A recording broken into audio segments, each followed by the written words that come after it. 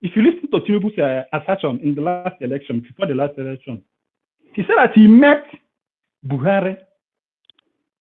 The topic is that he will be the candidate. That is the topic. Before their merger or anything, the topic was that this man, Tinubu, will be the candidate. Before the last election, in everything, before even their primary, it is known that Buhari, will be the candidate of their party. That is for sure. Forget about the so-called primary. It was just to fulfill the righteousness.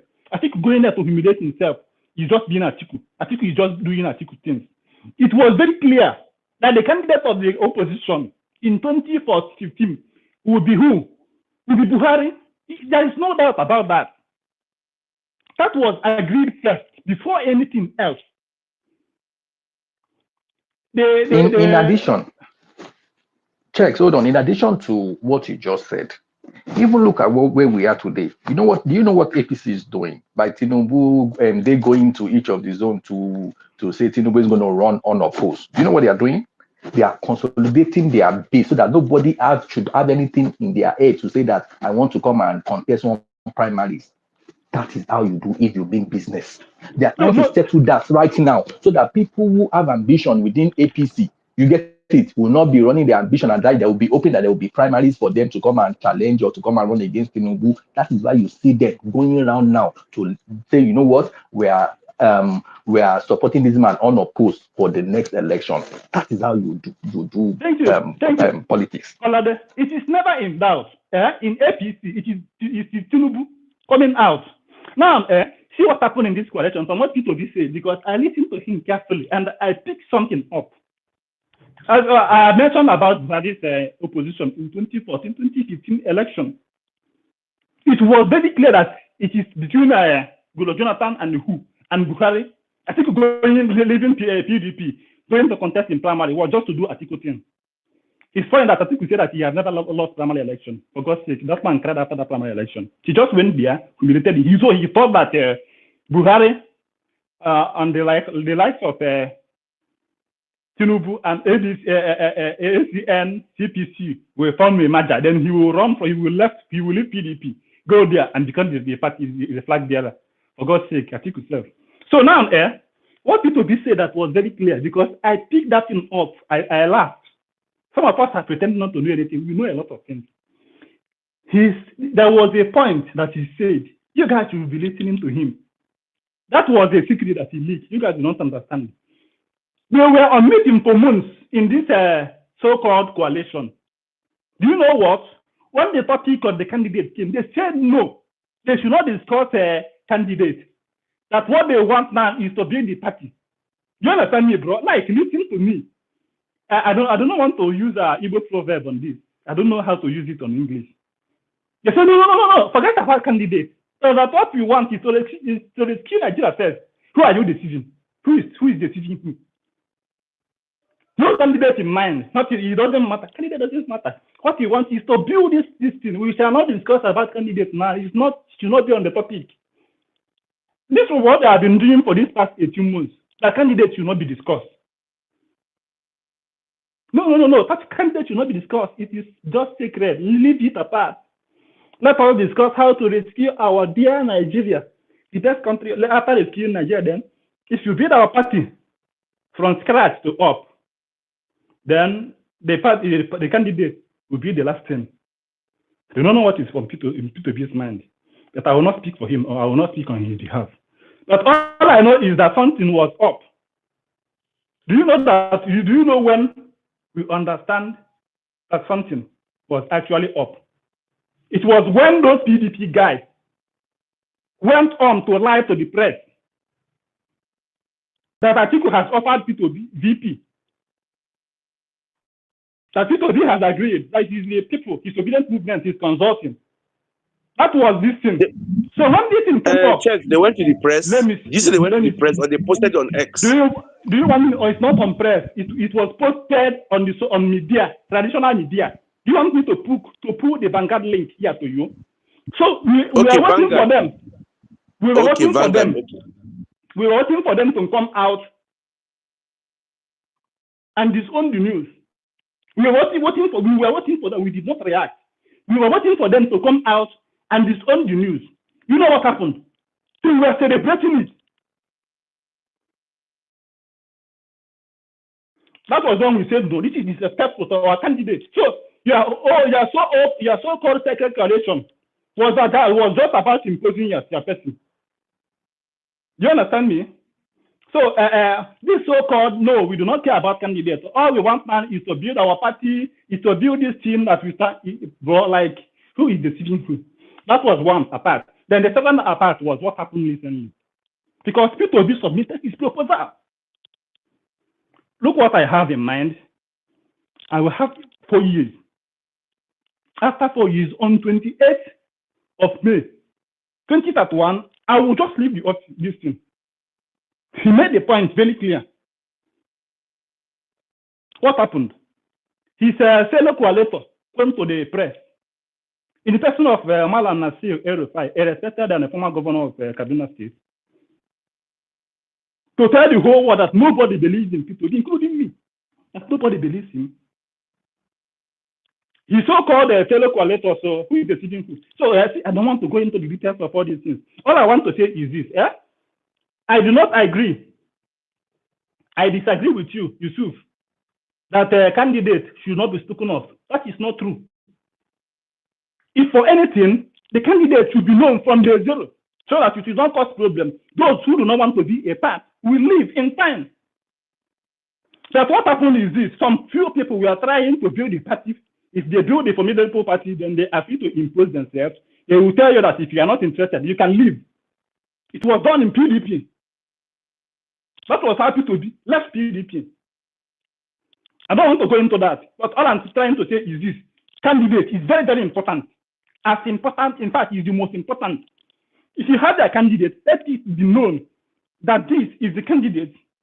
Then if you do not support this candidate, you can even leave earlier. What they were trying to do is to trap some people, so that if any candidate was imposed at the late hour, one maybe then it will be late to submit the list of other parties, then they will not have a choice but to support whoever that was introduced. And that was why many of them that are supporting you know who are telling us that they do not have any choice. So their only choice is whoever the coalition chooses, they will support. Who is deceiving who? We are not perfect. I do not believe in protection. We all have places that we are not doing well. But you know what matters? Honesty matters. If you believe in this thing, bro, like, say it clear. Nobody will flog you. You are an adult. You can speak for yourself, at least. Say that you are supporting this person in all clear conscience. Do not come here to tell us that you do not have any candidate in mind. That the only candidate you have is that whoever the coalition chooses, you shall support. Then you will go back. The last time I was in space, somebody told us that P2B should go back to his wife. Blah, blah, blah, blah, blah. And I started saying, who are you? As in what? Who are you? To tell people to be a Nigerian that has established himself, that a man that has achieved a lot in his life, to go back as in he is not old enough to contest. He's not qualified or what? This is what they are coming to spaces to say. And when we start reacting, they start calling us names. So this is my point. So if we are doing, I believe in the coalition of Nigerians. If Nigerians are to kick APC out, we have to do this thing in united front. This is what I believe. We have to do this in united front. They're coming to tell me that I do not have any right to support any candidate. It's an impediment on my right, and I will not take it lightly. So this is my opinion, and this is my point. That does not disenfranchise you or deny you from supporting candidates of your choice. What you cannot do is to come and tell anybody that he is not free to support any candidate because of your own political calculations, so to speak. It will not work. So I do think that those sending those 18 months without coming up with somebody that will be the flag bearer of the next election is a big no-no for this coalition talk or coalition stuff. They discuss that as the topic. If they do not agree, they can even dismiss in time and stop wasting our time. Now, Nasir El-Rufai has gone to the press last week to tell the whole world that nobody, including me, my own self, believe in P2B's 4 years tenure proposal. And Nasir El-Rufai is free not to believe.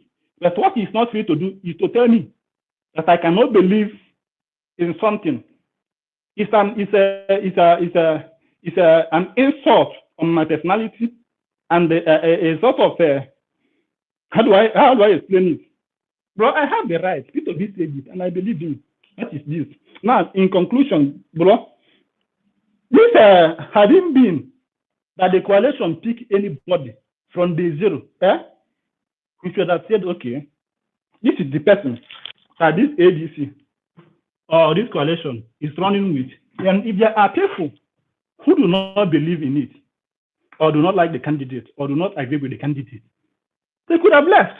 Then what will happen is that you are building with a group of people who believe in your candidate. So whatever you are doing, you are working with people that have the same mind with you. Or do you want, after building, so to speak, at the end of the day, a candidate will be introduced that half of people will not agree or believe in? It will like disorganize what you have built. For all this while, or is this a plan to build something or to do something? Then the candidate will be chosen at the late hour, that it will be late to have for the person to leave the party for another political party. Is this just like a trap? There are many questions that have been asked about this. At the end, it seems like there are some group of people that are not being honest with us, Nigerians, on the ground. Thank you, guys. I have my mic to allow others speak.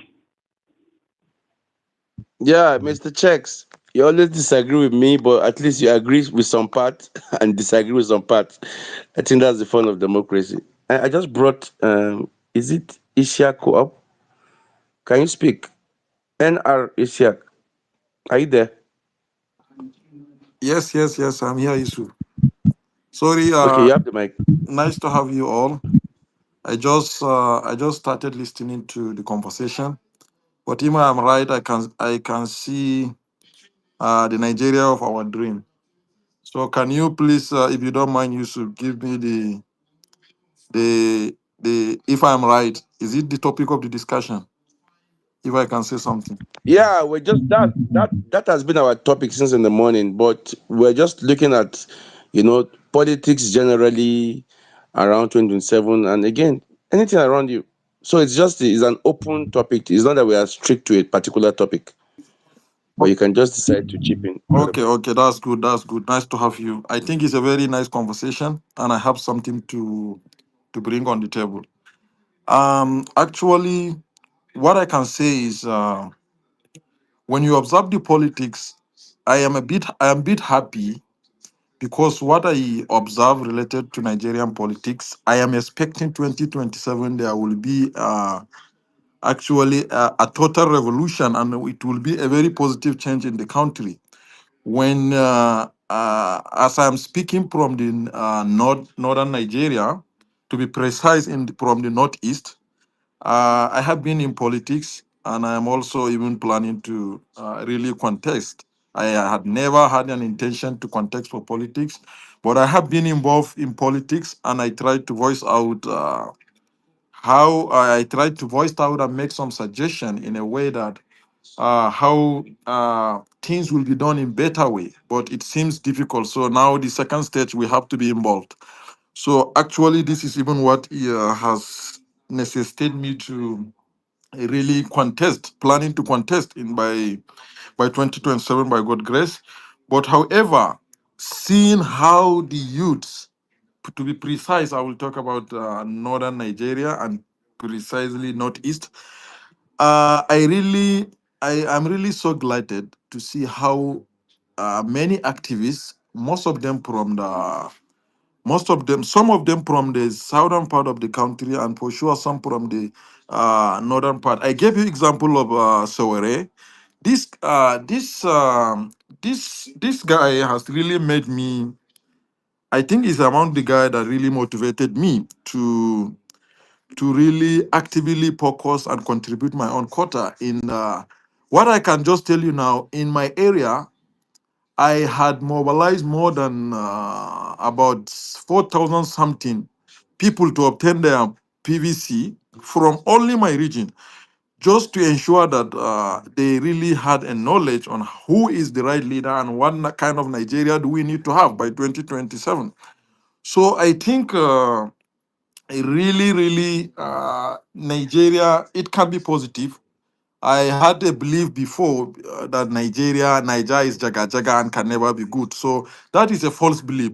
And I'm very happy that many activists has really worked a lot to see how they oriented people, and considering that the youth we really had about we are really occupying what almost 70% of the population. So I believe if the active mobilization and participation of youth in activism and effort to end bad governance, I am very sure that we will have the dream Nigeria we are expecting. I gave you example, Yusuf. When I visited Faris, I was so surprised that when I went to my hotel, after eating, I asked for a bottle water, not knowing that all water that I can shower from the kitchen and from the bathroom is the same water that was been drinking in the country. So I felt, when I went to the kitchen asking for a bottle water, they told me, no, no, no, you can drink water either from your kitchen, from the taps in the bathroom. So it took me more than 30 minutes. It really took me more than 30 minutes. Then I said, wow. So in this country, even drinking water you can bath is the same water that you can drink. So this is something really I had to share this experience back in my country, and we need a Nigeria to be like this country where each and everyone, no presidency, neither government house, nor a village in the rural areas. They can all have access to equal clean and potable drinking water. So it was an experience that really made me to regain my conscience that we really need to stay in this country, and we really need to put a collective effort to really see how we can bring a dream Nigeria. So really, this is what I really want to share, and believe me, you very sincerely, guys. Actually, you see the social media. I really believe that this social media of nowadays is really making an active support when it comes to mobilization, when it comes to sensitization of people towards the better country we deserve to have in the future. So it is really good, and I was really so happy even to see, you can see on the X, how where you can interact with a very good profile people, reasonable youth in the country to share ideas. This is something that in some years back it doesn't exist, and even if it exists, it's only for some high profile people. But believe me now, anyone from even village, even though the network is disturbing, that is what is really making me so upset, that the politician in our country doesn't make things better, that in a ways everyone, even from rural area, can have access to a better internet connection where he can see what is happening in the world. But unfortunately, people are battling for what they will eat, and even security wise, you doesn't have a good security, talk less of thinking of having access to social media. So thank you very much. That is all from my side, guys. Thanks. I hand over the mic to colleague to speak. Thank you.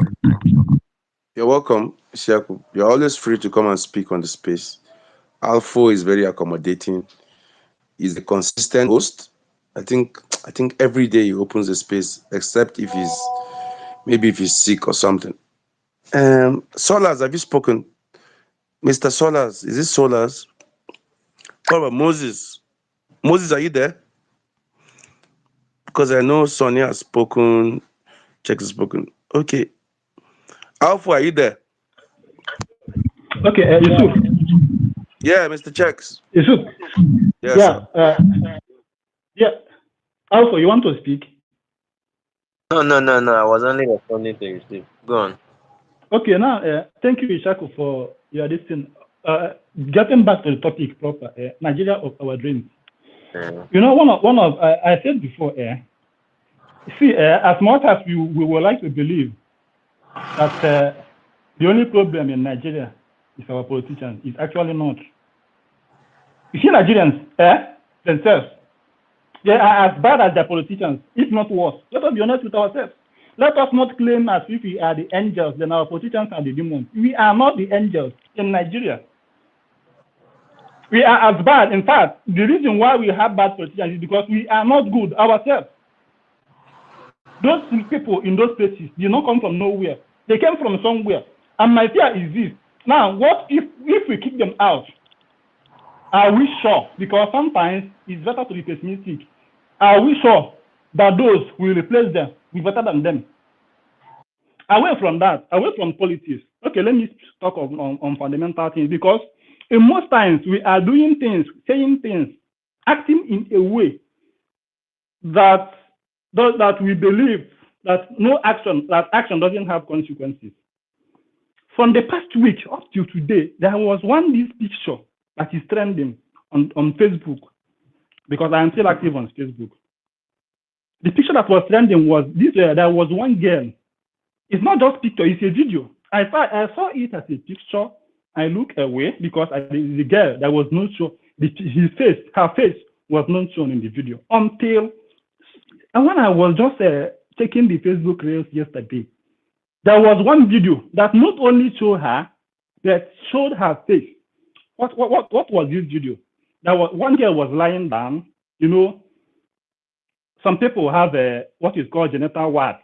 People that have HPV virus, those warts can grow. Do you understand me? So if it grows, it becomes so horrible.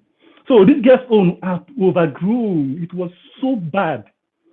Now, while she was sleeping, somebody picked a camera. Not only did she video her, that was her nakedness, the person videoed, including her face, and posted it on social media.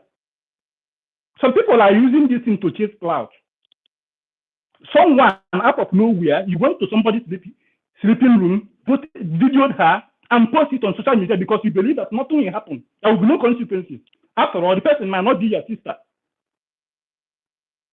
Some people are using this thing to make jokes, to laugh over it. You just went in. This girl that was posted has sisters. She has family. Her family will now see this thing in social media. She will see it in social media, and people who know her will see this thing in social media. They will laugh at her. In fact, I believe that today people will be making jokes of her. Such a thing can make somebody to go and commit suicide because that thing was so horrible. You know, somebody that had HPV, that was overgrown. It was so much high. In fact, yesterday I was so annoyed that I contacted you to let us make sure that we will get the person who posted. Let's pick this person up. Deal with this person. That is apart. 2 weeks ago, I want to talk about this Nigeria of our dream. There was one video that was circulating. What happened? 3 youths were shot in Okigwe, Imo State. They were not only shot, those 3 youths were shot on their body when they were like struggling for their life. This person also gave them headshot. 3 of them, it was videoed in live video. Not only did he shoot them, it was videoed and it was posted on the social media because of what we do not believe in consequences in Nigeria. The reason why Nigeria is in this turmoil, is in this level, is because we do not believe in consequences of our action. Till today, what has police done about this horrible? So somebody was saying that they stole and so what? If these people were criminals that went and stole people's phone, is who gave you the right to kill them? Is there any law in Nigeria that says that see somebody steal, you shoot them, shoot him or her, and post it on social media? Now, on the latter note of this, there was one market. There was in one market. I just sat on the market. I just sat to look around what is happening. What I saw, someone will get a sachet of water, drink it half, and throw it away on the ground. A cellophane, we know how dangerous it can be. This is not just our politicians. Nigeria is not organized. I do not know where to start and where to end. And the worst of it is this, the people who are coming up from us are taking the bad example from us. And it may, okay, I don't want to be negative at all, but from the look of things, it may get worse. We don't know how to do simple sanitation. We can't do it. At the end of the day, it is all about our position. So as much as everything is boiled down on leadership, it is not actually everything. If we are to do anything in Nigeria, we have to change our mentality. We have to believe in consequences of what we say, what we do, the action we take, and the decision we make. The reason you see in Nigeria, not only there are criminals in every country, but the worst of is that our criminals are good enough to display themselves openly because of what we have perceived that nothing happened to us. Our country is not lawless. So Nigeria of our dream will not happen until we have a country that citizens believe in the consequences of their actions. I don't want to say so much. It's just that this is what I believe.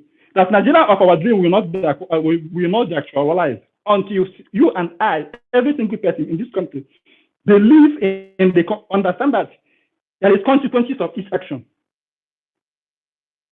That you as a Nigerian have the right to your action, but again, in every single action, there is a consequence to it. Thank you. Actually, you can want to speak. Take the mic and speak. Thank you.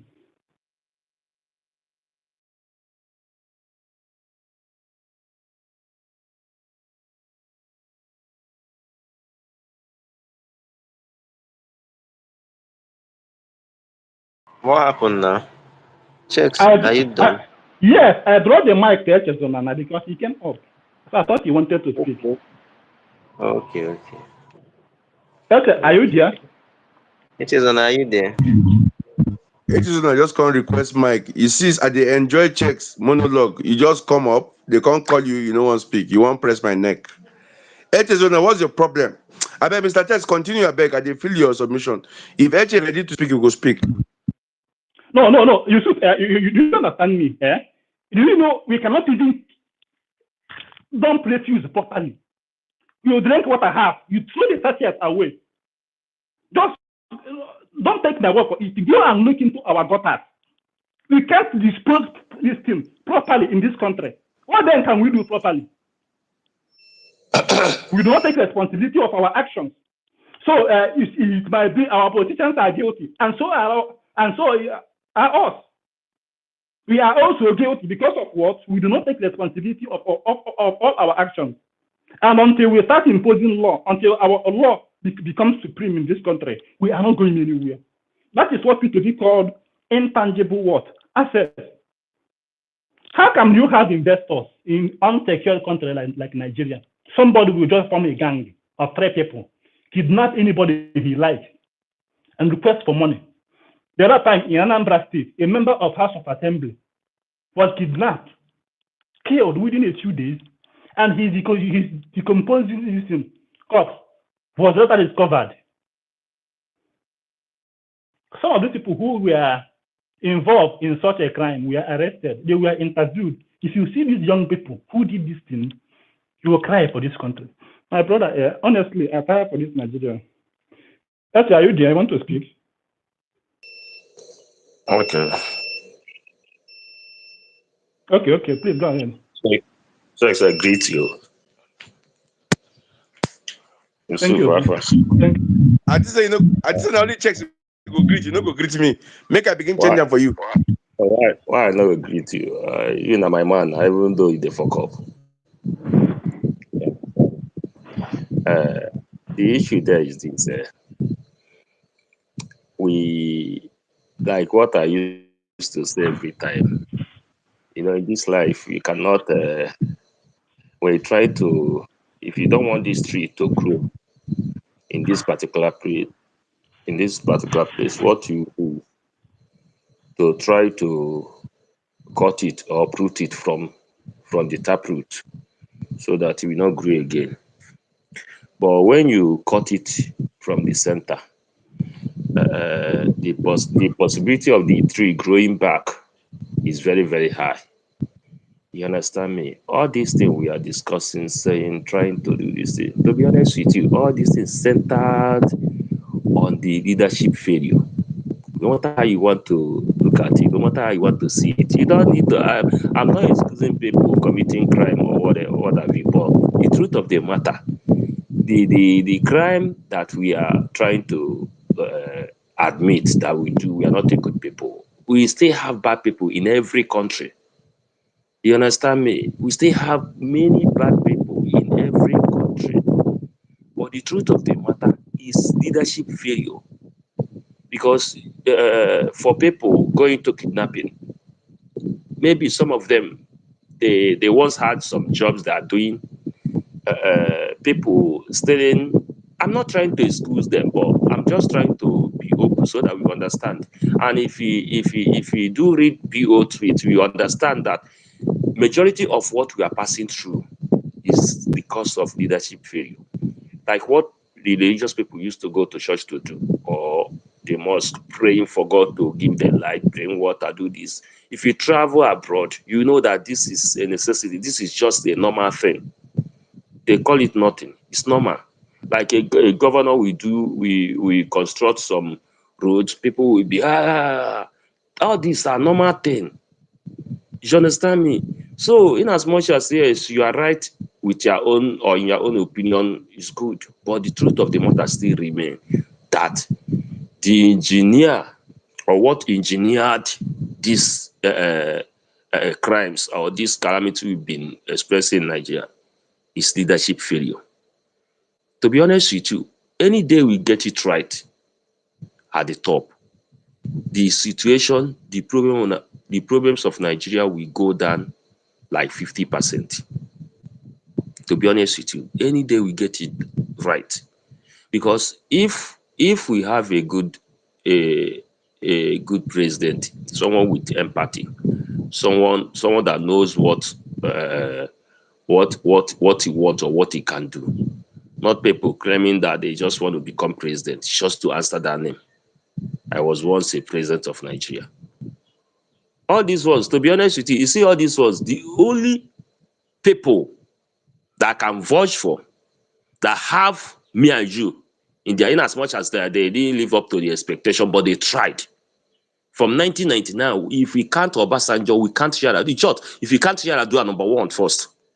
After Yar'Adua, we can't Obasanjo. After Obasanjo, we can't Goodluck Jonathan. Other ones are just not even failure. Other ones are double failures. Other ones don't have any.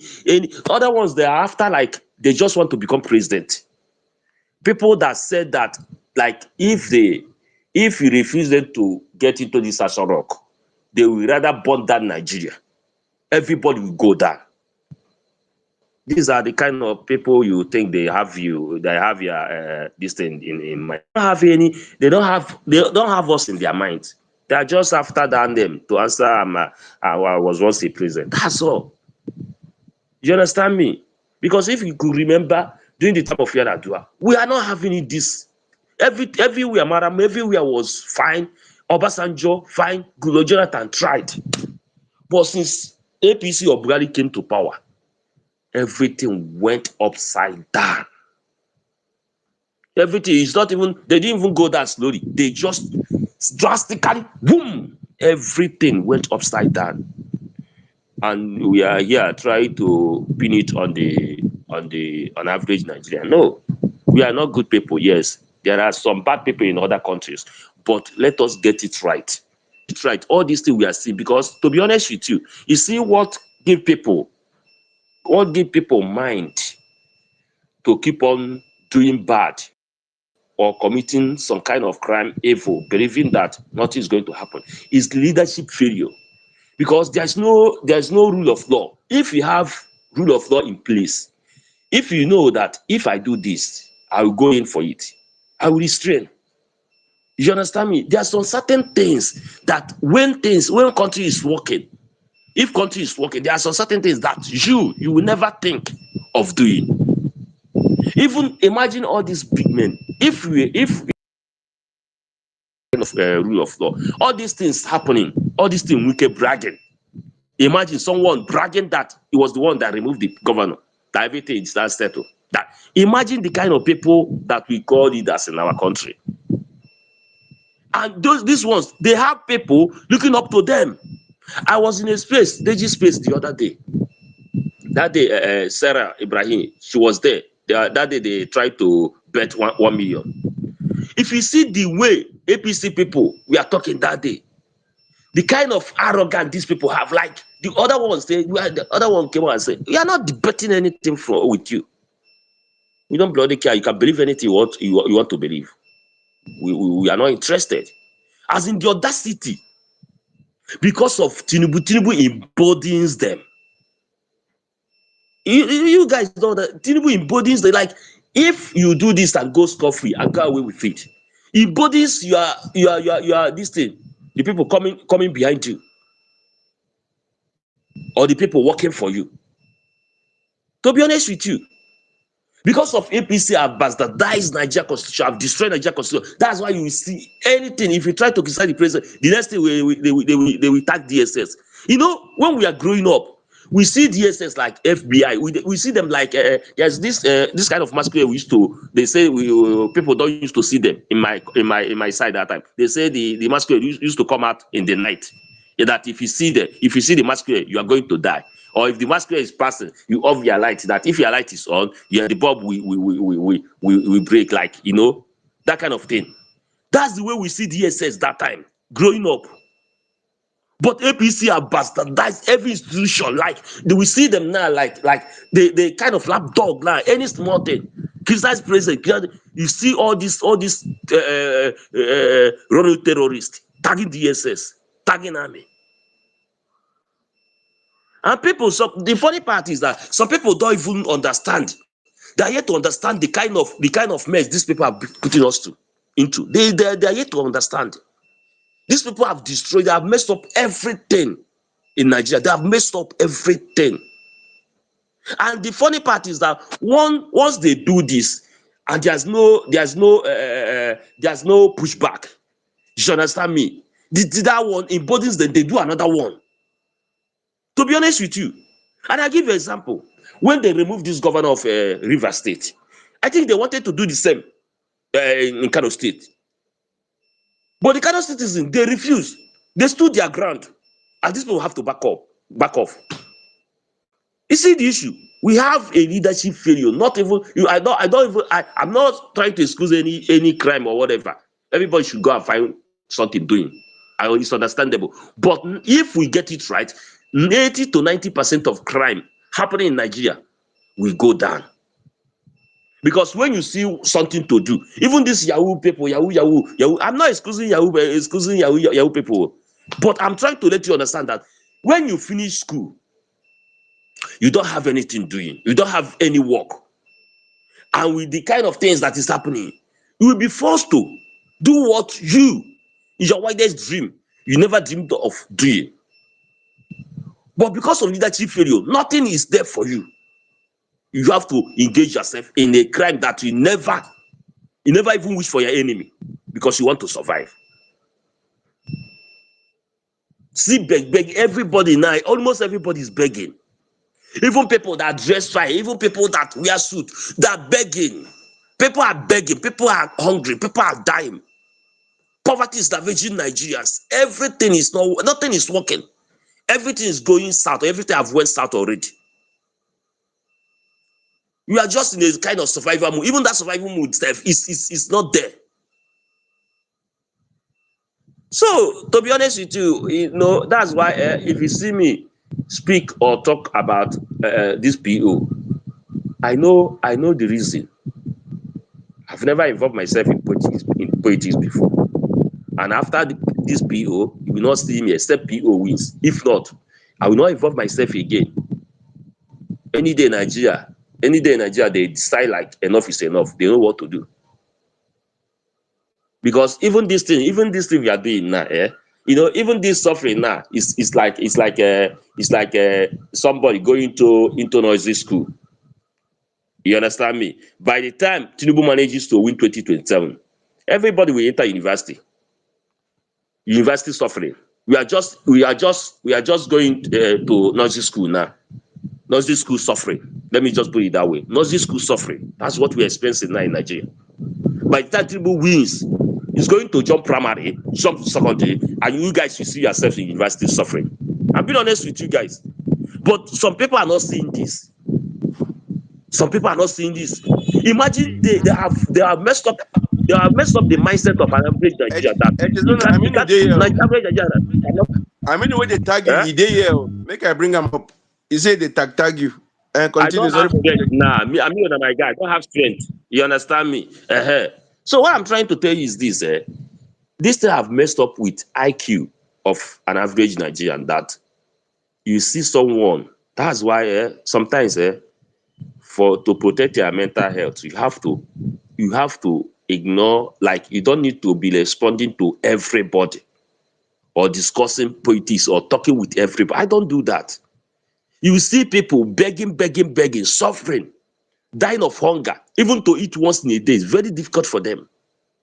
The same people, when you criticize the government or this kind of tax they impose now, that is going to kick off January, when you try to criticize that kind of thing, you will see the same people coming to attack you.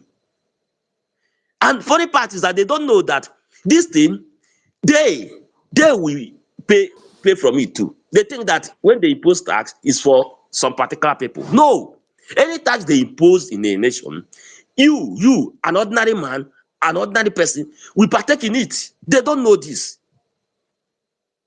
And when you try to enlighten them, they will think that maybe you are enemy of progress. So we have a very long way to go. To be honest with you, that's why I asked two questions. I asked the question when they are trying to form this coalition or whatever. I asked this question: do you feel like you want to remove Tinubu because Tinubu is not doing well? People say yes. Okay, now, do you want good governance or do you want good government?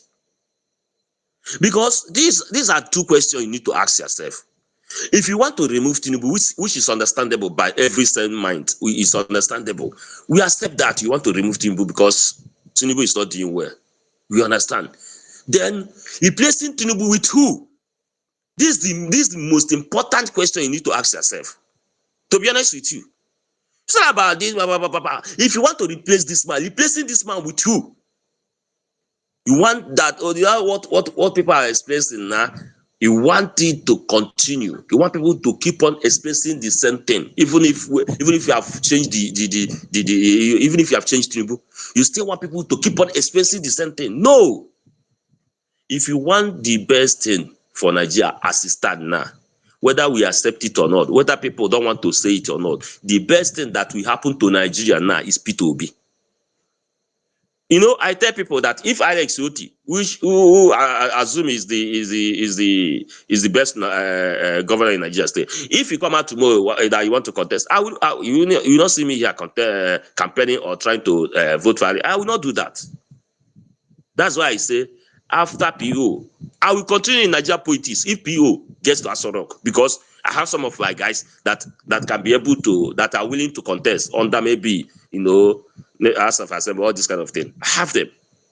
We kick it off from there. But if PO loses out, she will not see me. If I come here, either I listen or I talk another thing, I will not talk about politics again. You understand me? I believe this is the right time for Nigeria to save themselves. Nobody is coming to save Nigerians. Nobody. For people that have a kind of hatred in their mind, or I don't even know how to put it, this is the right time to save Nigeria. Because if you fail to do it, my brother, it's going to be difficult.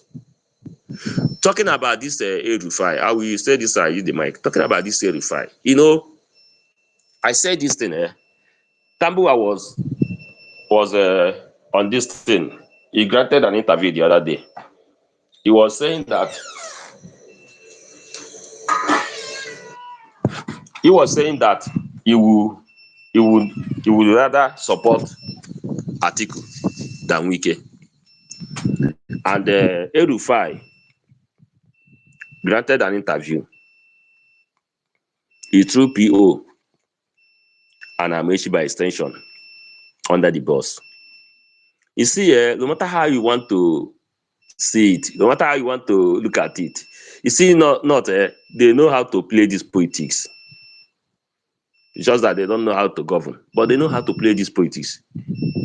They are trying to let you guys know the angle they are going, except you are blind or you decided to be blind. And like I like what Sheikh said before.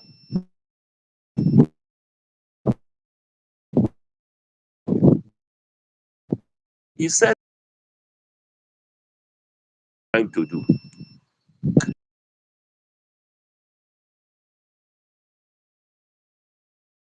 You see a kind of formidable force.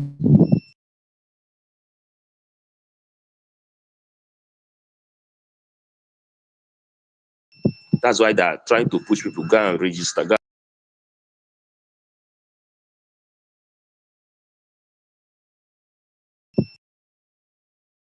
Nothing that I'm not PO.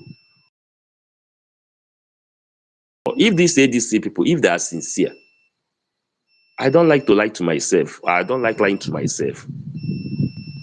Believing the lie, I don't like it. If these people are sincere, we ought to have been seeing them. We ought to have been seeing it. They're supposed to have zoned their ticket to the south to show their sincerity. But because they are not sincere, they are up to something. They have ulterior motive. That's why you see all these hanky-panky games they are playing. And the funny part is that they are doing this thing thinking that people don't understand, because I will say this and I hit the mind, because it will eventually happen. And when it happens, you guys will remember that HS says so. You know, they are trying to make this thing, try to bring everybody together. They have already known who they are going to give the ticket. So at that minute or injury time, they will not give the ticket to who they have wanted to give the ticket to.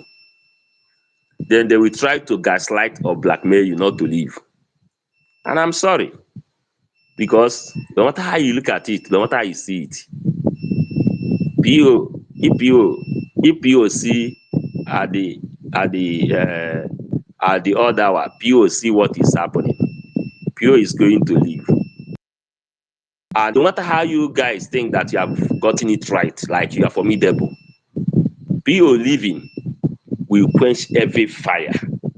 Even if you guys subdue APC, both offline, online, and that minute PO leaves, to be honest with you, ADC is going to collapse beyond repair.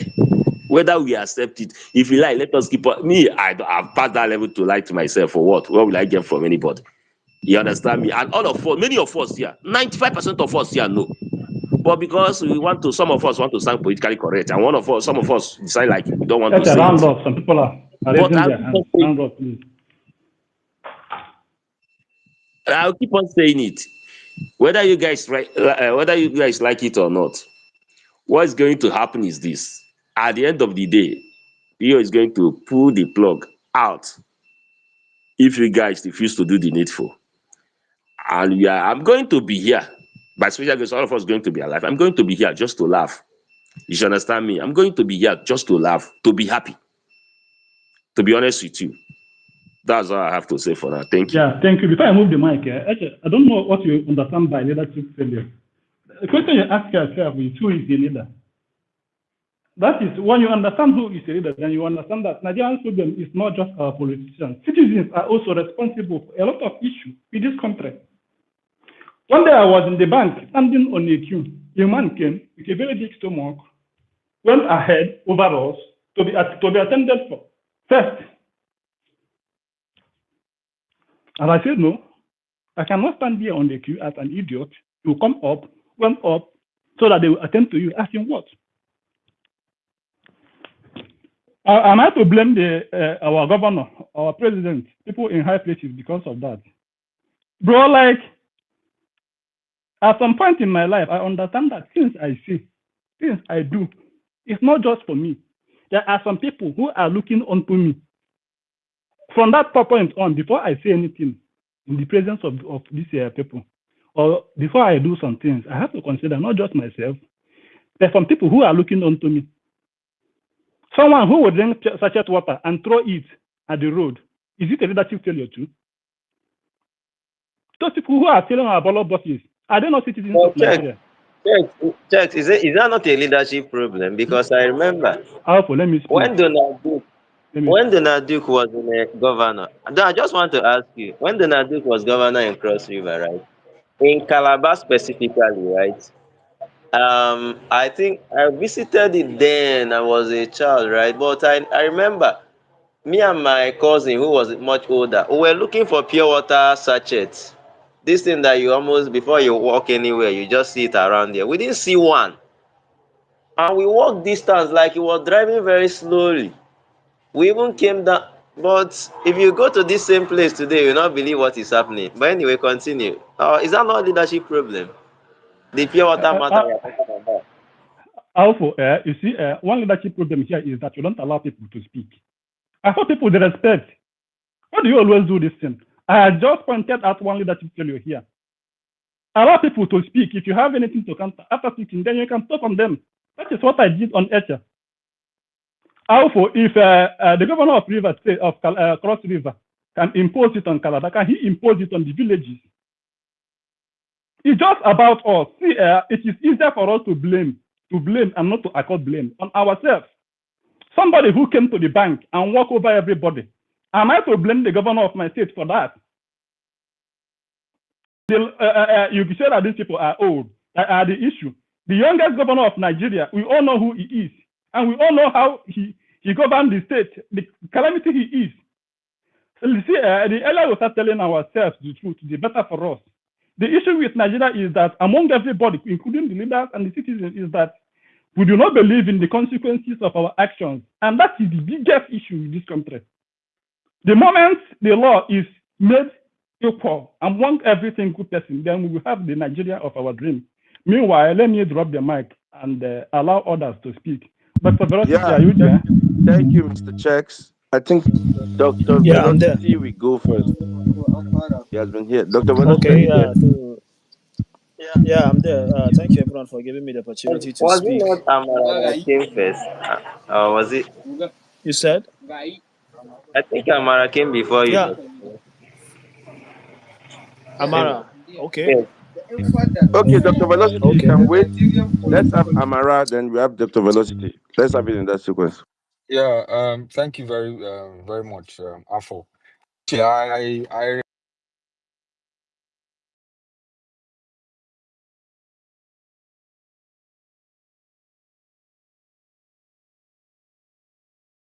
What's happening?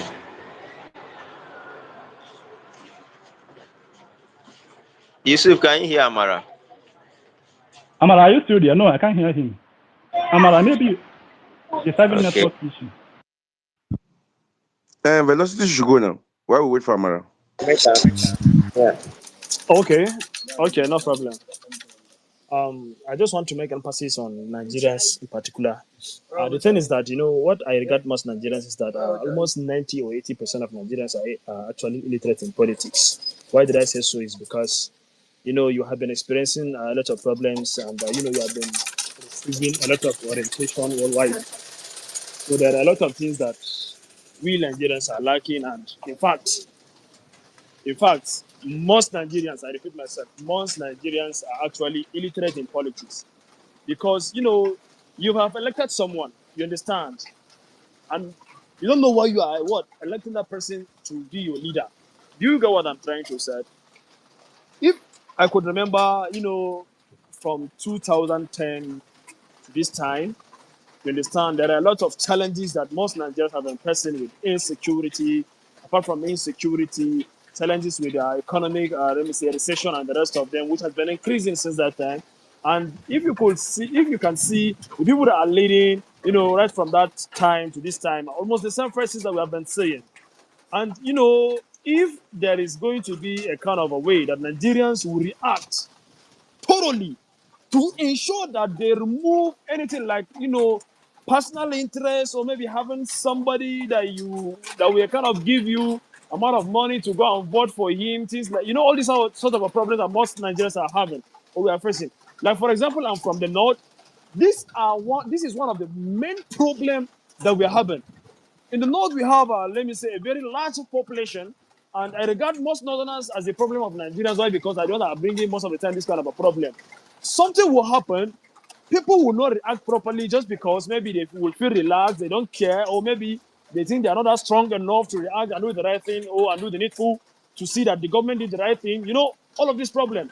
If I could remember during essence, there are a lot of things that happen maybe in the south. Why? Because there's a particular disaster that is occurring. And people react, and people in the south, they make a lot of contribution to see that the government face those challenges and treat those challenges properly, even though it's not that much, but a little bit. Now look at it.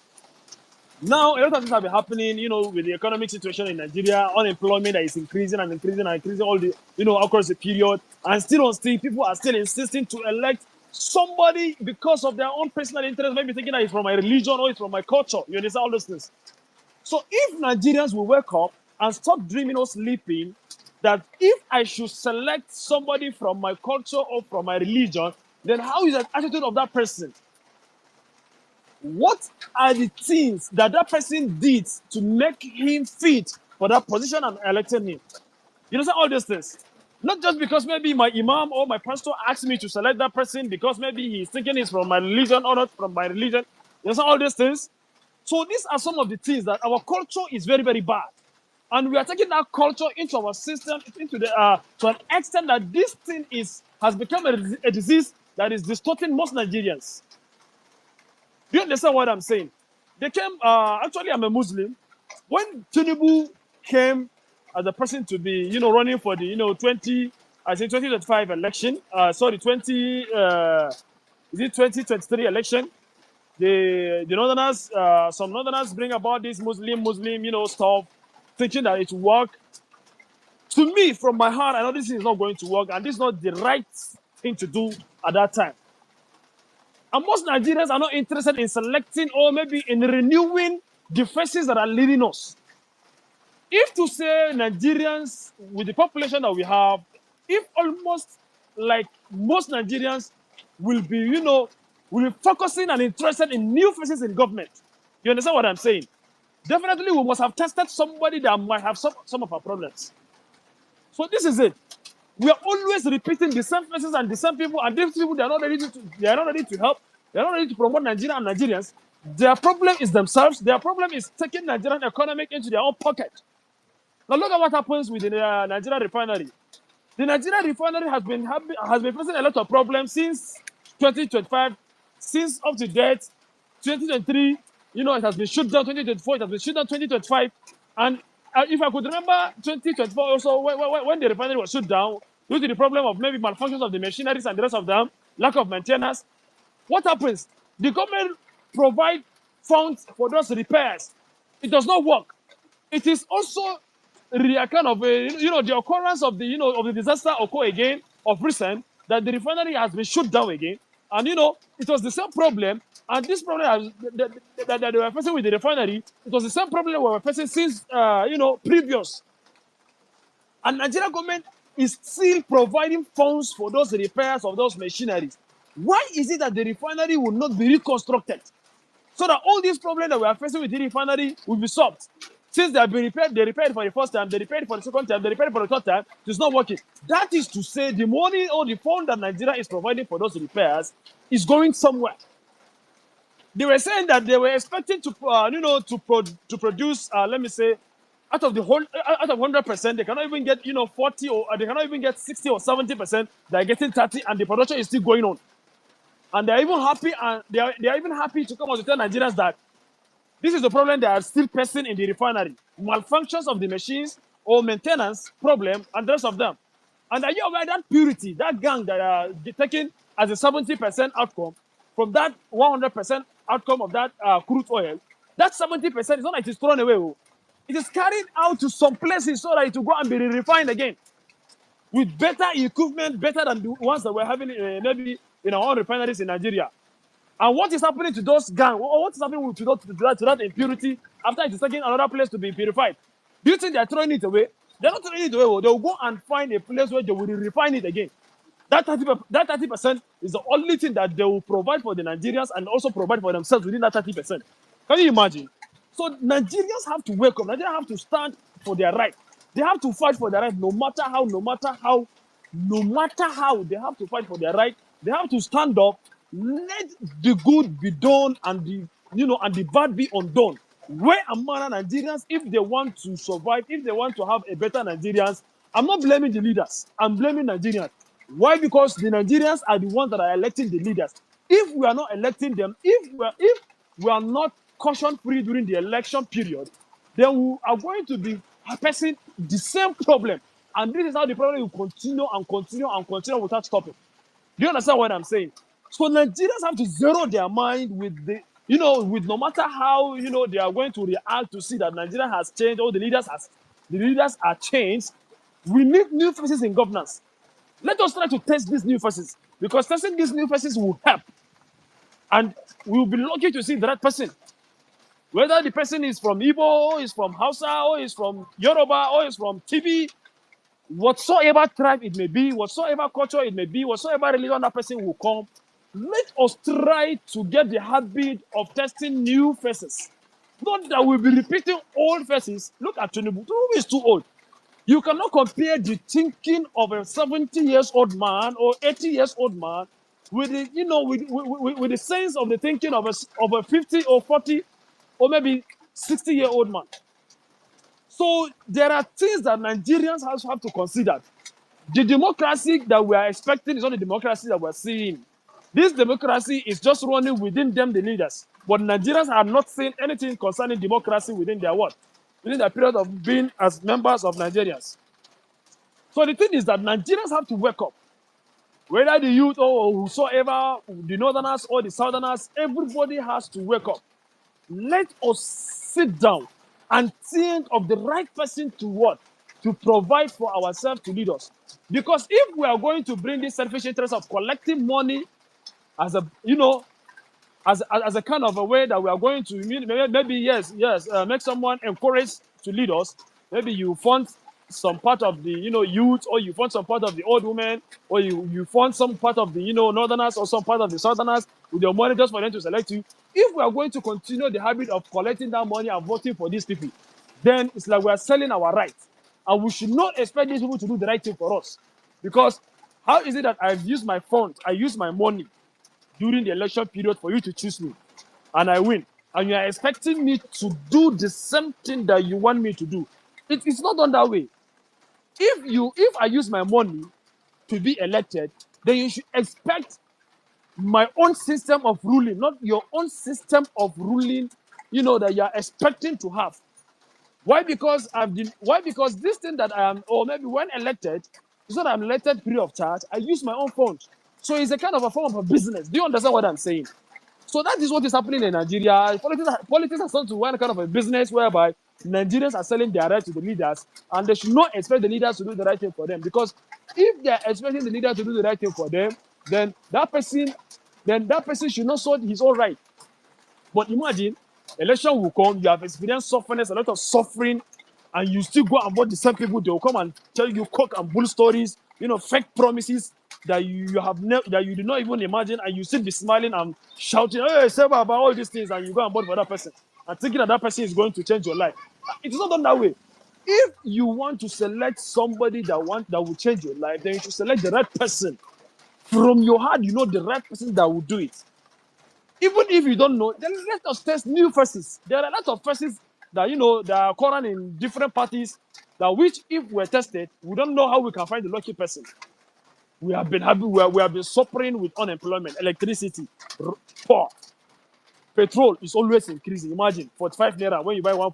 Imagine what is happening now. They said there's a tax policy that when you buy a petrol oil of 1,000, then you are going to be paying 45 naira for a particular, is it tax, or maybe they are trying to find a way of increasing the petroleum, prices in a different way. I don't know what is going on with this thing.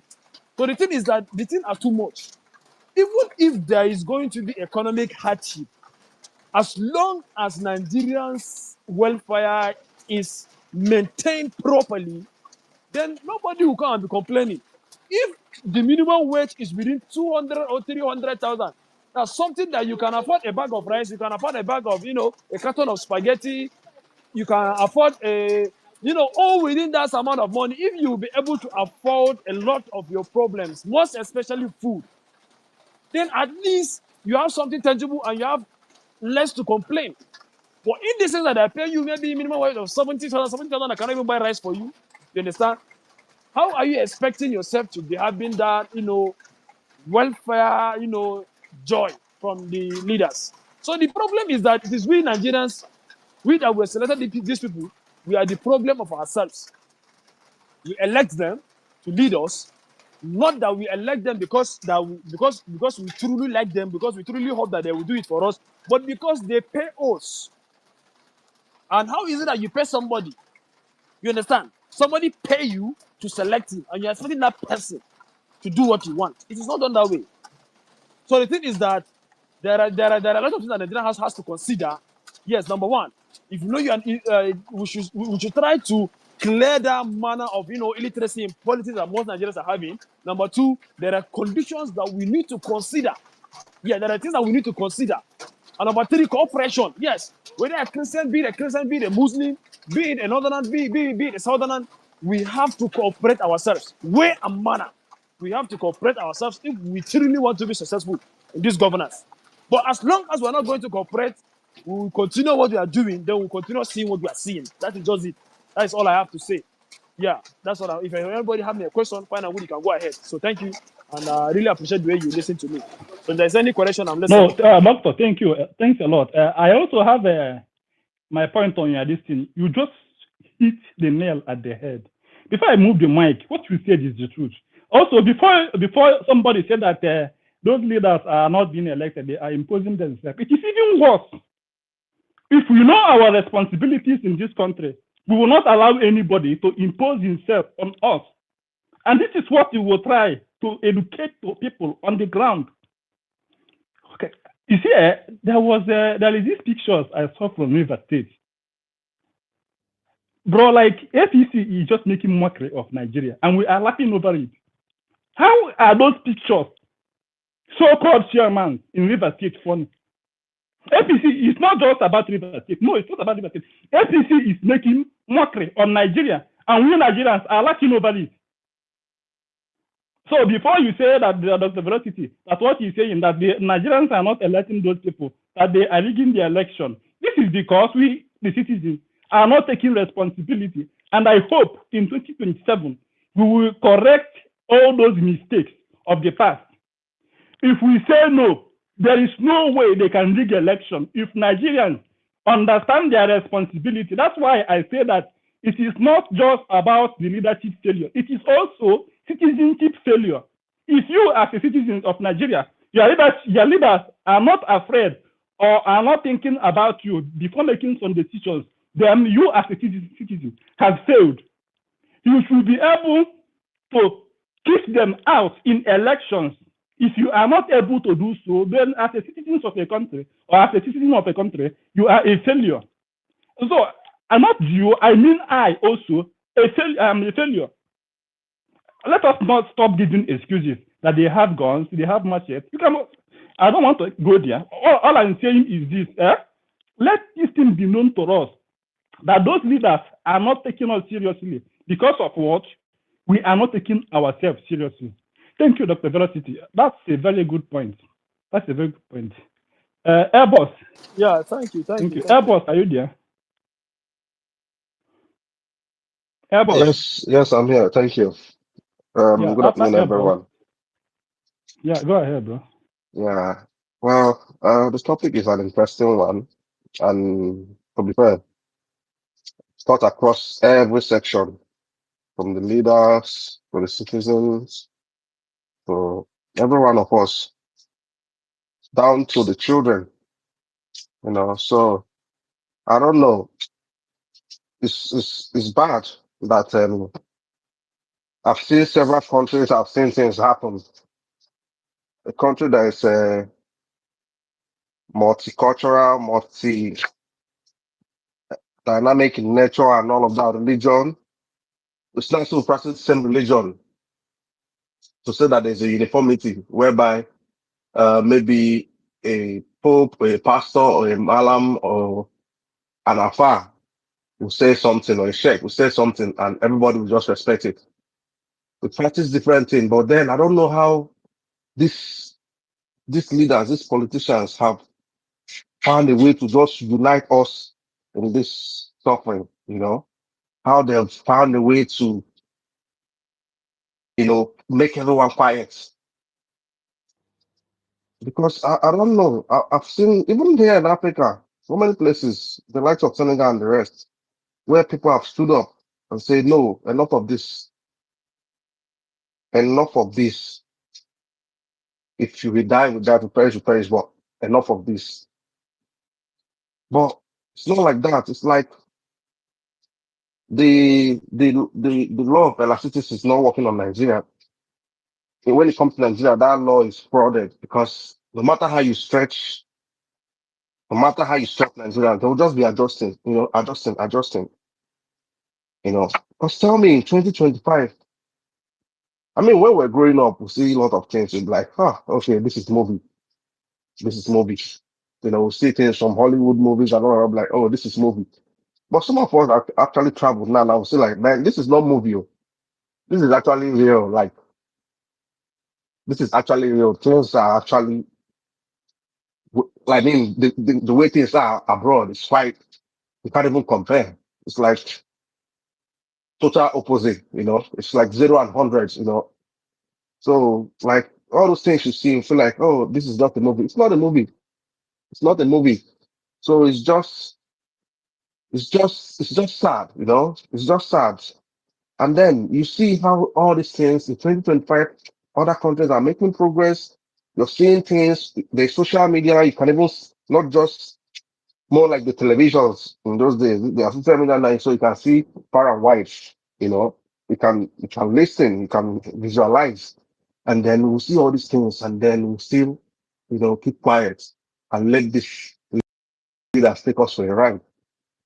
You know, I used to say this thing before. One thing I don't know if Nigerians actually realize that things can actually be better for everyone. You must be better than your neighbor. You can actually be good. Your neighbor will be good. You can have good access to potable drinking water. Your neighbor will have access to good potable drinking water. You can be rich as a rich man. Your cleaner, your security will have access to owning a car. We have access to good water, just like the way you have it. Because why? We are all human first. Yeah, it can be an elite, but that doesn't mean that others doesn't deserve anything good. The basic amenities they should be able to have it. They should be able to have it. Good roads, all of this. But no, in Nigeria, I just want to pass my neighbor. Once I'm better than my neighbor, hey, let's start from there. I don't want him to be above me. All those things. But the field, it's wide enough. The sky is wide enough. Like if the things are in place properly, everybody will be all right. And do you know one thing? When everybody is all right, all this crime, the crime rate reduces drastically. When people have things to do, have jobs to go to, have food on their table, the crime rate drops. But then it's not like that in Nigeria. And the thing is bad because our politicians, they go far and wide. Tinubu, how many times has he traveled since he became president? Over 42 times in 2 years. He's gone out, he's seen things, he's seen how other countries, other developed nations have done their thing, but they'll come back and they will keep quiet. And in keeping quiet, our religious leader back them up. That's why, to be fair, I don't fancy any of them anymore. I'm a Christian, but I don't race them anymore because they are all in collude with the politicians. Because I don't know why. Why should I pray? Oh God, as I'm traveling, I don't want let my journey be said. I don't want any kidnapper on the road. Let police not stop me on the road. And it's not as if you're carrying any SB to just so you have a smooth journey. You understand? It's not as if you're carrying any SB or you're enamored by anything. But oh, let police not stop me on the road. Let Agbo not stop me on the road. Let my car don't break down because of bad roads.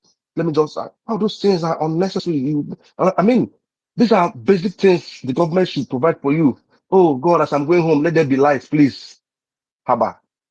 in 2025. Let them be like, please. Is it God will come down to do all these things for you? These are things He's given power to men to do, and the government are supposed to do all of this. And in developed nation, it's like that. You see, all of these things are there. And what is all of when all of these basic amenities are there, it gives power to the people. You know, it gives power to the people, and then it reduces crime rates. Like Pio used to say, all this that is happening now, where they're just pulling up different tax, this tax, that tax. Nigerians are not lazy people.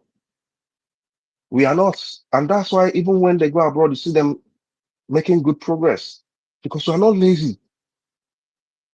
But the thing is that there's no enabling environment in Nigeria. You know, you can help it because if there's a job to do, people are working, getting paid well, not just peanuts, getting paid well. They have access to good potable drinking water, all of this in government intervention. Because I'll tell you for real, even in bigger economy, they still have intervention for the people, intervention for those that can't afford housing, intervention for those that can't afford even food and all of that. If the Nigerians are working and they are getting paid well and you tax them, that's understandable. There's no Nigerian now that you will meet and say, okay, fine, I want to offer you a job. Your pay is say 400,000 a month, but in that 400,000, I will tax you. I'm going to tax you 20%, or I'm going to tax you 15%. Let's say I'm going to tax you 20%. I'm going to tax you 40,000 out of that, and 20%. That's about 80,000 out of that money. But after I tax 80,000, you still have your 320 with you. But that 80,000, I'll tell you, this is what you're going to enjoy from that money I'm taxing you. You're going to have continuous, uninterrupted power supply. You're going to have potable drinking water. You're going to have good roads. Your roads are going to be maintained. You're going to have good security. You can go out any time of the night. You don't need to pray for a burglar not to come to your house or a kidnapper not to get you on the way and all of that. All these things are what your tax will do for you, and then keep improving your life and all of that. Nobody will say no to that. Nobody, no, I don't believe any Nigerian will say no to, I don't want to be taxed, because most of us who come to abroad and all of that, we still work and we get taxed. And we pay it with joy, You can murmur over it, but you can see it's working and you know the essence of the tax you're paying. So there's no, I don't believe that there's any Nigerian that they will give such proposal and it won't work. And that's why people say, he wants to create job, once there is this job, then you can tax people. You don't tax people when you're giving them nothing. You're taxing a hungry man. How does that work? You're just going to skyrocket everything because the fuel is gone up.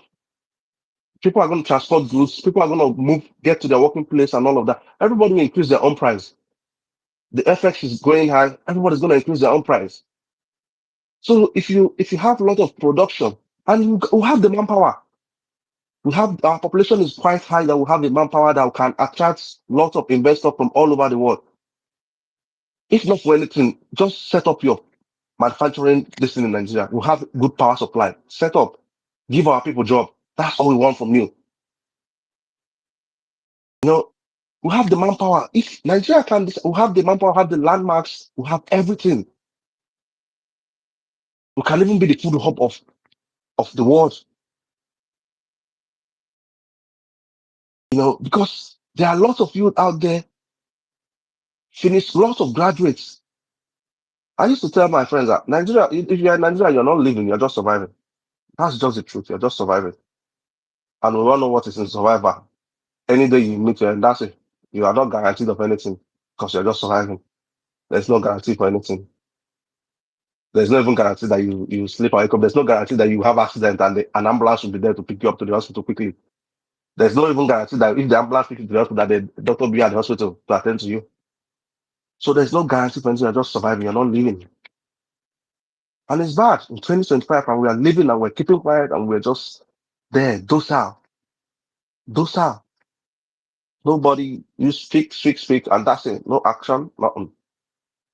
Every country that have experienced development and growth. Action leads to some of these things. The action that triggered some of these things.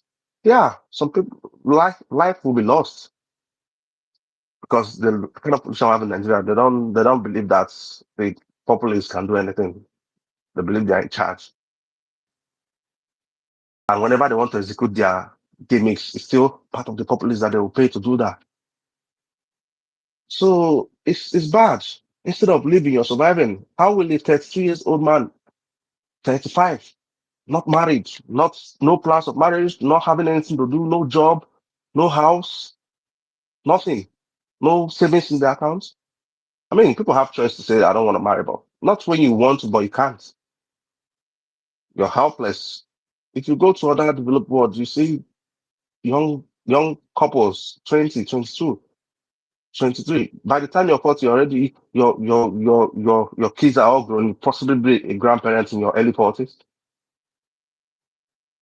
Your kids are having access to proper education and all of that, you know.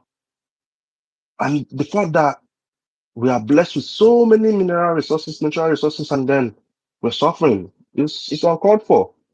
We have everything to work for us for good. We have everything. The elephant projects we're doing and all of that. Even if for me, I would say instead of building the coastal roads, sorry, I'm just trying to punch on different things, you know. I'm just trying to punch on different things because that's how I feel. That's how the pain is in my heart. Like instead of building a coastal road that we don't know when it's gonna be, why not build a new refinery? Are we There's nothing bad if we have our own. Yes, Dangote has its own, but we can have as a nation have our own. There'll be competition. And what happens when there's competition? You know, it drags down the price. Why build these coastal roads when you don't even have a refinery and you are an oil producing country? There's there's I don't think there's a very minimal waste to crude oil. Like everything is really, really important and can be used on different levels. And we as a nation, we need all those things because we import almost everything, down to petroleum jelly. We import almost everything. So I don't know. I don't know when it will click. I don't know when Nigerians can decide to speak up. We've tested different kind of leaders. We've tested the ex-military men. We've tested everything. Like the last speaker said, let's try new places. We tested a lot of things. Why not try someone else? Let's try someone that can listen to us now. You know, someone that have proven that is compassionate. Let's try and see. Because if you don't try, you won't know. You can't tell. You won't know what it will become of if you don't take that step. It might not be People might not be 100%, but at least it's shown that it's up to something. So we try him as a people. If it's not what it is, if it's not what he doesn't prove to be what he says it is, it's simple. We get him out. Try another one again instead of just recycling the same old people, old person that just feel like the country is for them to squander among their peers, among their cycle, their kids and all of that. Very selfish set of persons. Where I live, even a cleaner goes on holiday. A cleaner goes on holiday. A security goes on holiday. A cleaner have access to a car. You can drive a 2025. A cleaner will drive a 2025 behind you. Even you as a bank manager. Nobody, yeah. Like, that's just life. You drive, if you park, you park. You know, it's not rocket science. All these things are things that have been obtainable in several countries. And why not Nigeria? When we have everything, we have the best brain, we have everything, but we let the worst of us lead us. It's totally absurd. I don't know, you know. I don't know. And sometimes I just pity those in rural area because it's as if those ones are totally forgotten. You know, like whatever they see, like Council was saying, Allah is, like whatever they see, that's what they just think. Like whatever comes, but it's not supposed to be so. It's not meant to be so. Those people are part of the country. They are part of the citizenry. And they deserve every other thing, just like those in urban centers. But even those in urban centers, like I say, everybody's just surviving. There's nobody living except for the elites, the politicians. You know, it's sad. Sad. And then some set of person we choose, we choose to back up this kind of government and all of this. Abba, it's bad now. It's bad because by the time we realize it as a nation, other African countries, our parents will be ahead of us, and that's just the truth. Our parents will be ahead of us. If you are a Nigerian now, you're thinking of a mockery. No one takes you serious. Nothing, except if you build your own capacity by yourself. Like you've done your own, you've paid your own dues, you've done your own homework by yourself. But as a nation, nothing to attach to you to say, man, I'm proud to be coming from this place. And our religious leaders have done so much bad in covering all of this up. They've done so much bad in perpetrating this evil. Just rubbing people's head,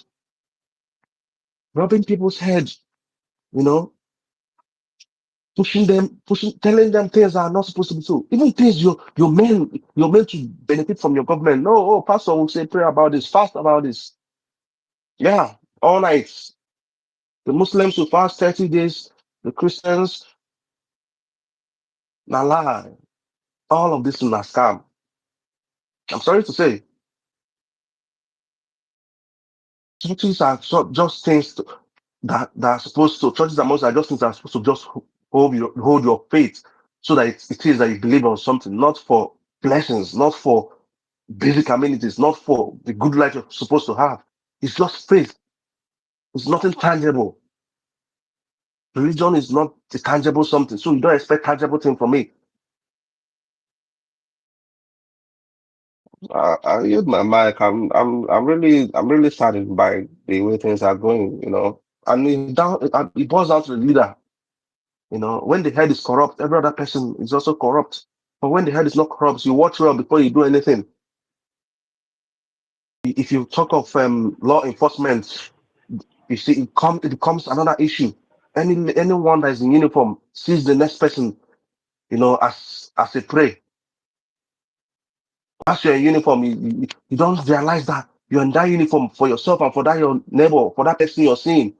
Your primary aim, you should be hold your head up high and say, I'm proud of my job of protecting people, of protecting my fellow citizens, of protecting my fellow Nigerians and all of that. But no, once a policeman, a soldier, a navy, whatever it is, they are all roaming the street of Nigeria, even those that are not supposed to be on the street,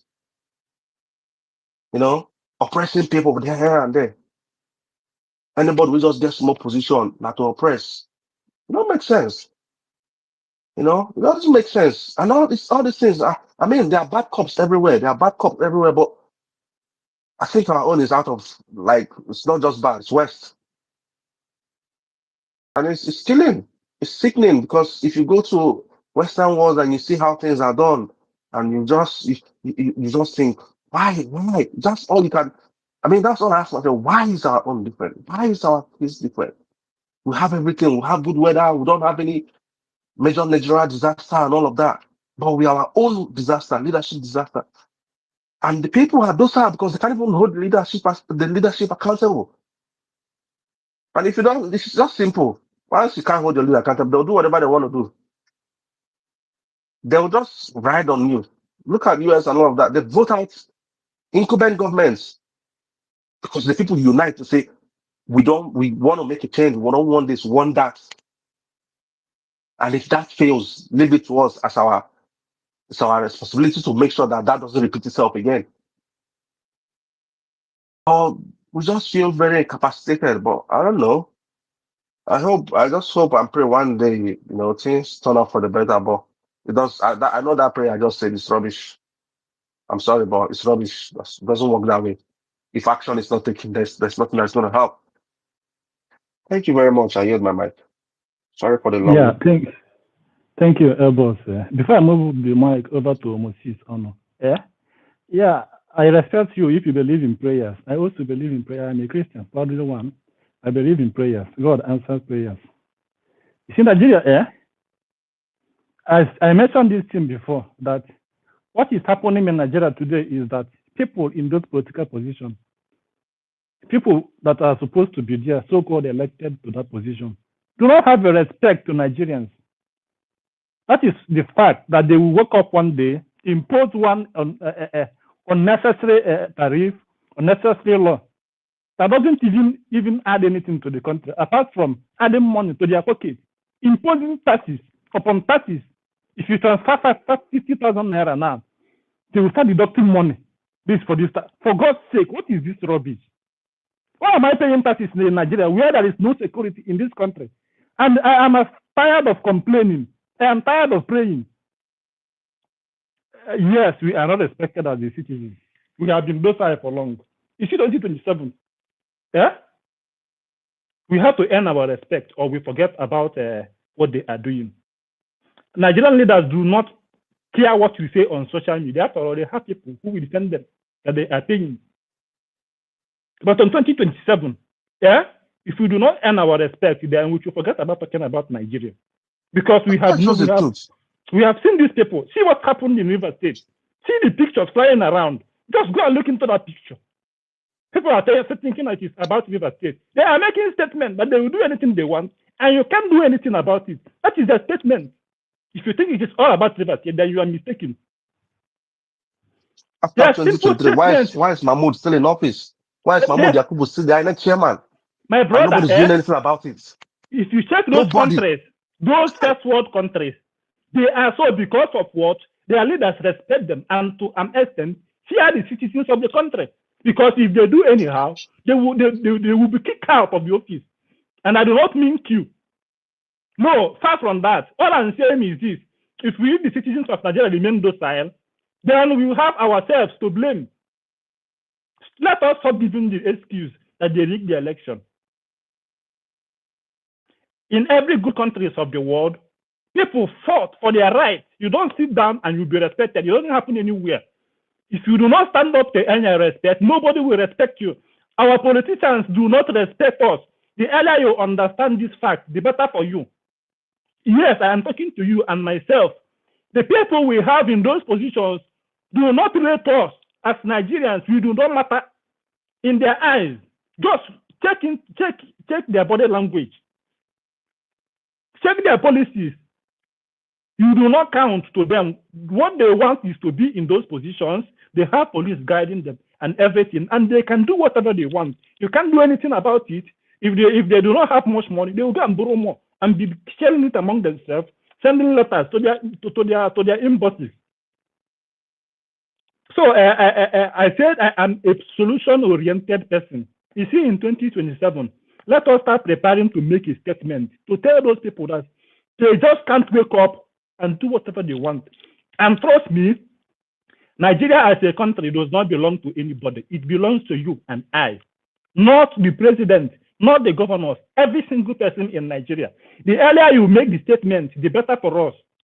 See, we will figure out how to speak to our brothers, those talks that they are using. But this time, we will not sit down and let them have their way. Anyway, let me not speak much. Let me hand the mic over to Moses on that. In all, our responsibility is to make sure that we Nigerians are respected. If we have to figure out how to earn our respect in this country called Nigeria, we are no longer respected. Nigerians, citizens, are no longer respected. That is the fact. Moses, are you there? If you are there, pick the mic.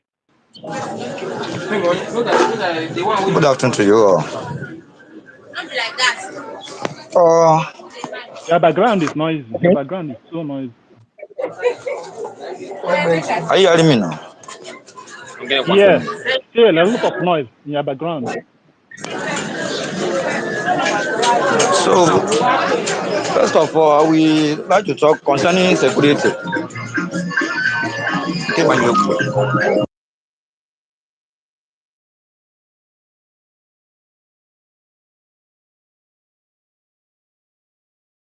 Moses, are you there?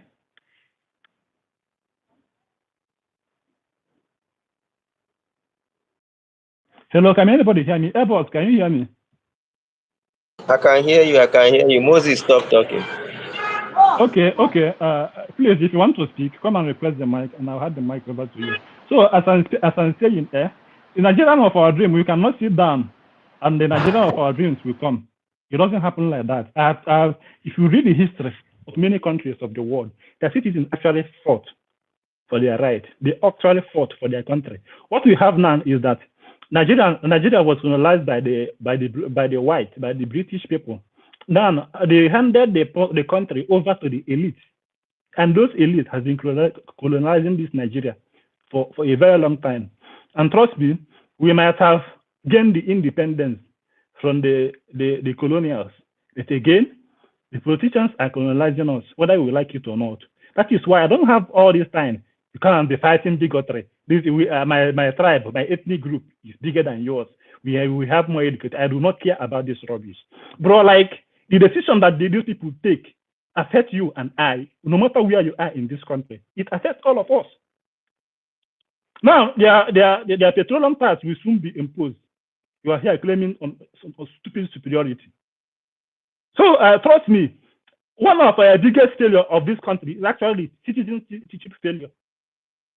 Our leaders get to understand that we own this country, not them.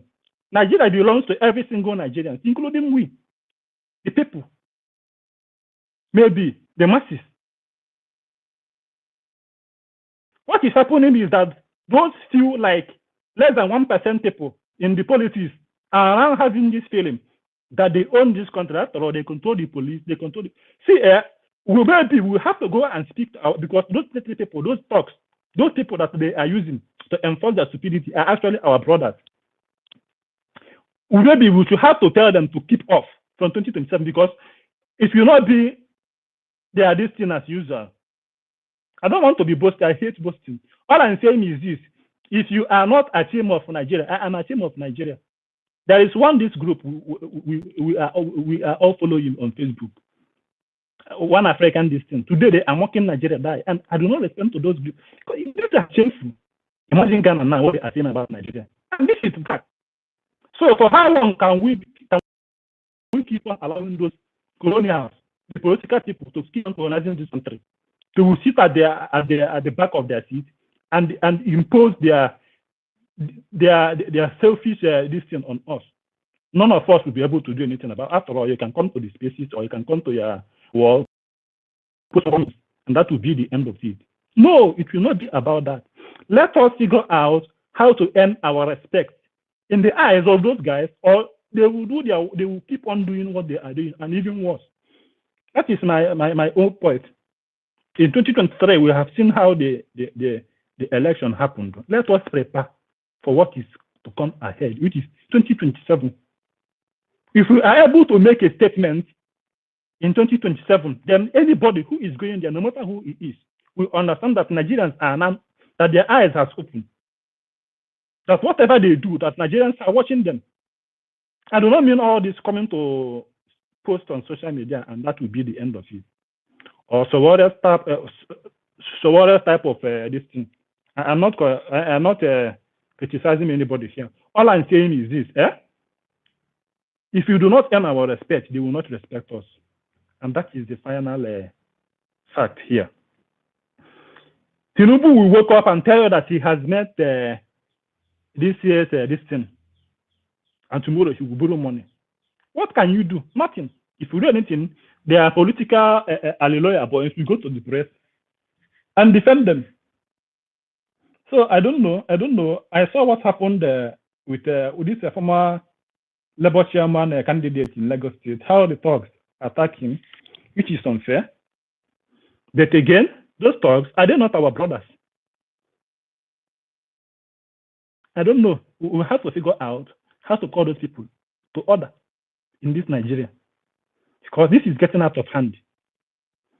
If we allow APC to continue beyond 2027, I am afraid of this country. That is the fact. If you are APC here, your party is a disease in Nigeria and must be treated, must be discarded. I am not seeing anything apart from the fact. So this is my this thing. Nigerian of our dream cannot be actualized by we sitting back at home, hoping and dreaming or praying. I don't believe in prayers. I respect prayers. But again, your Bible told you that faith without work is what? Is dead. So let us start preparing to put in work in 2027. 2027 will not be about speaking and speaking. It will also be about action. And Nigerians must wake up and defend their country. That is how citizens fight and defend their countries. We have one colonials to fight, and those colonials are our politicians. Enough of this their nonsense. Enough of their political gangsterism. This is all I have to say. Maybe if we do not figure it out, or maybe the hunger will beat us more, so that we will come back to our senses. Because I do not think that we have learned our lessons enough. Hunger to maybe beat us a bit more. Let us learn our lessons the more. Imagine what these African countries are doing to Nigerians, because we have allowed those politicians, those so-called leaders, to plunge us to this level of economic low. Man, I am just tired of complaining. I beg. I'm just not a type that like complaining too much. Just that we are not doing anything that we are supposed to do. River State, as big as it is, one of the biggest states in Nigeria, one of the richest states in Nigeria. Look at what they are doing to River State. Man, God, please, if you want to speak, Moses, are you there? Alpha, if you want to speak, please come up and take the mic. Yeah, I'm just tired of I complaining. think Moses is leaving. Yeah, I think come on, these children. I think I agree with you, right? The what's it called? The leaders are from us, so we cannot say the leaders are the problem. Why we are not? And again, when I see that Rivers case thing, right? APC is actually ravaging Rivers State beyond anything. I don't know what will be the remains of Rivers State by the time they will finish. And my problem is not what they are doing to Rivers State. My problem is what I'm concerned about is will they not continue to try to do this thing somewhere else? All right, check whether you can bring up Moses. I don't know whether it's his network. Trying to bring him up. It's not. He's requesting. So in that regard,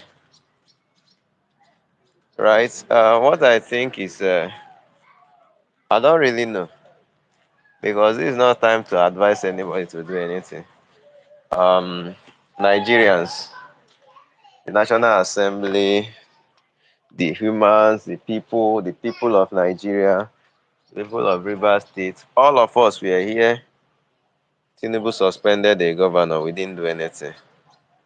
About the time he's supposed to return, this guy went and conducted kangaroo local government chairman, and he'll be installed there. So he will just be there. I mean, the governor is going to be there, suffering in the hands of both his commissioner, his elected members of House of Assembly, and the local government chairman. I mean, the closest we had something like that was the time of Ngige, right? And Ngige managed to survive the nonsense. But this particular guy is not going to. I really don't know what he's coming back to be honest with you. And look at the judiciary. The court will decide whether the decision is legal. On almost the day his suspension is supposed to end. So if the court now decides that in his favor, right, what will happen to that time? Oh God. Well, the thing is this, what APC is actually doing is overreach. And that is why me, I'm very careful not to replace APC with something that is looking like them, or people who are just like them, or people who are them pretending not to be them, right? Because if you replace them with one of them, right? Um, those people will come and revenge. And when they are revenging, they're not going to be revenging on APC members. They're going to be revenging on Nigerians. Because one thing is very certain. If certain people win this election, probably what happened with good luck will happen to them, right? All the APC members today will definitely move to the ruling party. They become one. Very few people will remain in the APC, and they will now run riot on Nigerians. So what? So and who actually wants to see that? You look at all the riots that APC have been running on. It has been on Nigerians. It has never been on those political elites who we presume that they were fighting against under Goodluck Jonathan. I mean, when APC fought again, what did they actually do to him? And when he left office, what did they do to him? I mean, they never arrested him, they didn't put him in prison. But they took their, I mean, they took their grievances on Nigerians, right? Messed up our economy, brought in security. I mean, all forms of nonsense. And this is what Tinubu is also doing. And this is what the wrong part of, I mean, these aggrieved members of APC who are now pretending to be coalition leader. That is what they are also waiting for. I remember almost 10 years ago, one of my teachers in secondary school, I mean, I should be 15 years ago, I've forgotten, told us that the reason Obasanjo will not let any of the thieves that he fought against to ever assume the place of power in Nigeria was simple. That Obasanjo knows that some of the things he privatized and some of the things he bought himself, right? That those people will come back and take most of those things back. That is why he will make sure that the likes of IBB and the rest of them, who he considered not credible, to ever have access to Nigeria. So that was why he made sure that he retired them both military-wise and politically. And I basically did not understand it until we experienced Buhari. So, and we are seeing it. And me, I'm already presuming, if any of these guys who are telling you they want to take their pound of flesh on Tinubu, they won't do Tinubu anything. They won't. They will take their revenge on Nigerians. And they will do worse than Tinubu is doing. Because they will be like, after all, what will Nigerians do? After all, what will Nigerians do? And for those who always try to beat us, oh, South is that, South is that. I mean, do not sympathize with us. We are not mourning.